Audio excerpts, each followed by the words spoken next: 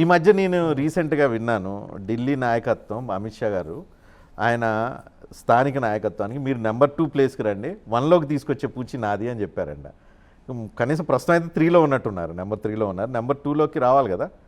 నేను నెంబర్ 2లో ఉన్నా, బలమైన నెంబర్ 2లో ఉన్నా. తెలంగాణ బీజేపీకి ఆశాకిరణం ఎవరు పోనీ?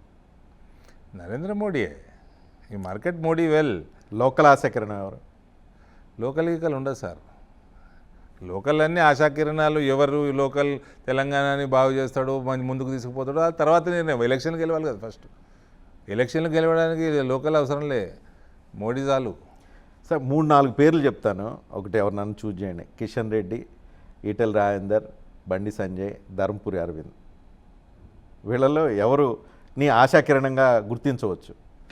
ఆ చూస్ చేసే బాధ్యత మీది నాది కాదు సార్. నరేంద్ర మోడీ వాళ్ళదే బాధ్యత.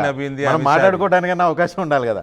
ధర్మపురి అరవింద్, సంజయ్, ఈటెల, కిషన్ రెడ్డి ఎవరు ఆశాకిరణం? మాట్లాడుకుంటే జవాబు ఇది, వాళ్ళు చూసేది, మనం కాదు sir. Face of the party ఎవరు?